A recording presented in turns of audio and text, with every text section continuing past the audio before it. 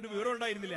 ഇപ്പൊ സമസ്ത കേരള ജംഇയ്യത്തുൽ ഉലമ 100-ാം വാർഷികം പ്രഖ്യാപിച്ചപ്പോ കണ്ടാണ് ദാ ഞങ്ങൾ 100 വരികയാണ്. സഹതാപം എന്നല്ല എന്താ ഇതിനെ കുറിച്ച് പറയാനുള്ളത്. നമുക്ക് സഹതപിക്കാം.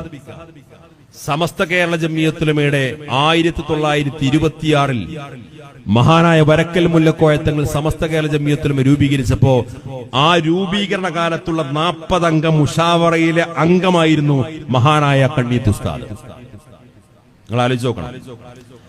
1926-ൽ വരക്കൽ മുല്ലക്കോയത്തങ്ങൾ സമസ്ത കേരള ജംഇയ്യത്തുൽ ഉലമ രൂപീകരിച്ചപ്പോ ആ മുഷാവറയിൽ ആദ്യത്തെ മുഷാവറയിൽ അംഗമായിരുന്നു വളരെ യുവപണ്ഡിതനായിരുന്ന മഹാനായ കണ്ണിയത്ത് ഉസ്താദ്.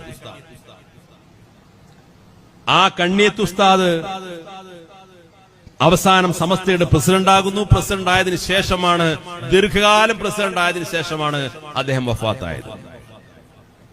ഈ 100-ാം വാർഷികം ആഘോഷിക്കുന്ന ആൾക്കാർ പറയണം, കണ്ണിയത്ത് ഉസ്താദിനെ നിങ്ങൾ പുറത്താക്കിയിട്ടുണ്ടോ?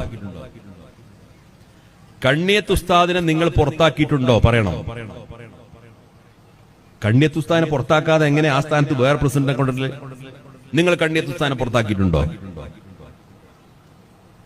സമസ്ത കേരള ജംഇയ്യത്തുൽ ഉലമയുടെ 4 പതിറ്റാണ്ടിലധികം കാലമായ ജനറൽ സെക്രട്ടറി ആയിരുന്നു മഹാനായ ശൈഖുനാ ശംസുൽ ഉലമ.